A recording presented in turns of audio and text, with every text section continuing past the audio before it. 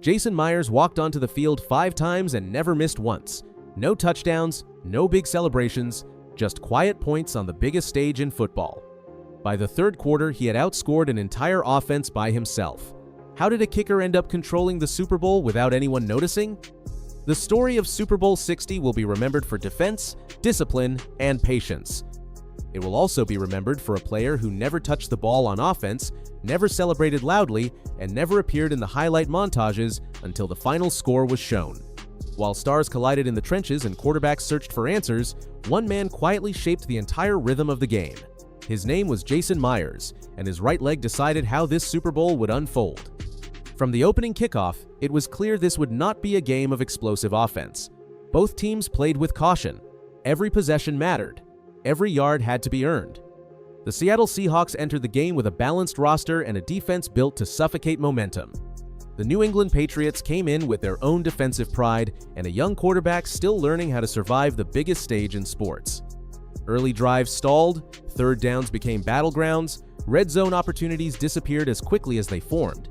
In that kind of game, coaches face a constant decision. Do you chase points, or do you take what the defense gives you? Seattle chose control, and control meant trusting Jason Myers. Midway through the first quarter, Seattle crossed midfield and stalled. Fourth down arrived. The stadium noise rose, then settled into a quiet expectation. Myers jogged onto the field, calm as if this were a routine Sunday afternoon. The snap was clean, the hold was perfect, the kick sailed through, 3 points. Seattle led 3-0. It felt small at the time, but it was the first crack in the dam. That moment set the tone for everything that followed. Seattle did not need to dominate, they needed to stay ahead.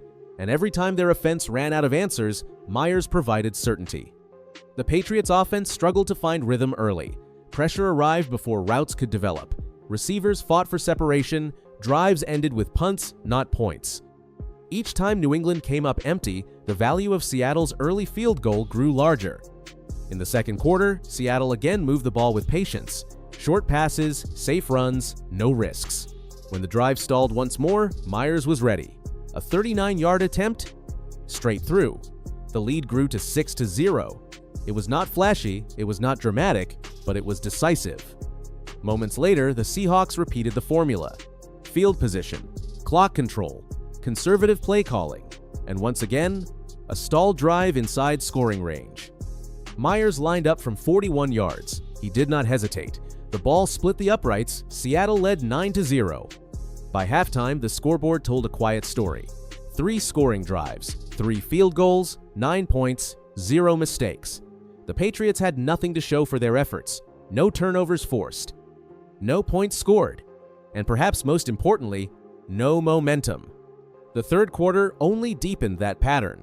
New England received the ball needing an answer. Instead, they found more resistance.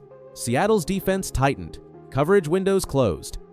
A promising drive collapsed under pressure. Another punt followed. Seattle responded with a methodical drive that drained time and patience. When it ended, Myers walked onto the field yet again, this time from 41 yards. The kick was true. Seattle now led 12-0. At that point, a remarkable statistic emerged. Jason Myers had scored more points by himself than the entire Patriots offense through 3 quarters of a Super Bowl. In a game built on execution, he was the most reliable weapon on the field. This was not a coincidence. This was not luck. It was preparation meeting opportunity. Myers had not missed a kick all night. He had converted from different distances, different field positions, different moments, each time with the same calm routine. By tying the Super Bowl record with his 5th made field goal later in the game, Myers etched his name into history. But what made his performance special was not the record. It was the way his kicks shaped decision-making on both sidelines. Seattle never panicked. They never chased points. They never forced plays. They trusted that every possession could end with something positive. 3 points at a time was enough. That trust changed how aggressively they needed to play. It allowed their defense to stay fresh. It allowed their offense to avoid mistakes. For New England, the effect was suffocating. Falling behind 3-0 felt manageable. Falling behind 6-0 created pressure. Falling behind 9-0 forced urgency. Falling behind 12-0 created desperation. And desperation leads to errors. Those errors finally arrived in the fourth quarter. A turnover deep in Patriots territory flipped the game open. Seattle capitalized with a defensive touchdown. Suddenly, the dam broke. Touchdowns followed. Extra points were added. The final score expanded beyond what the first 3 quarters suggested. But by the time the fireworks began, the foundation had already been laid. Jason Myers had built the lead piece by piece, kick by kick. Without him, the fourth quarter explosion might never have happened. This is why kickers are often misunderstood. They do not create momentum with speed or strength, they do it with reliability. They turn uncertainty into certainty. They punish stalled defenses and reward patient offenses. In Super Bowl 60, Myers was not just a specialist. He was the stabilizer. When drives stalled, he finished them. When pressure mounted, he delivered. When the game demanded precision, he provided it without drama. The Seahawks coaching staff understood this value. They did not hesitate to send him out. They did not second guess. They trusted the process because the process kept working. By the final whistle, the scoreboard read 29-13. The margin looked comfortable, but anyone who watched closely knew the truth. This game was decided long before the final quarter. It was decided when Seattle took every opportunity to score and never gave any back. Jason Myers finished the night perfect. 5 field goals, every extra point converted. No misses, no doubts. A performance that tied a Super Bowl record and quietly defined the game. He will not be the first name mentioned in highlight reels. He will not dominate social media debates, but among those who understand football, his performance will be remembered as one of the most valuable kicking displays in Super Bowl history. Super Bowls are often remembered for iconic catches, dramatic throws, or crushing hits. Super Bowl 60 will be remembered by those who watched closely for something else. It will be remembered as the night discipline beat desperation, as the night patience beat panic, as the night a kicker controlled the biggest game in the world. Jason Myers did not steal the spotlight. He did not need to. He simply did his job every time it was asked of him, and in doing so, he made sure the Seahawks never lost control. That is how championships are won. Not always with noise, sometimes with precision, sometimes with silence, sometimes with 5 perfect kicks that never missed their mark. And on this night, that was more than enough.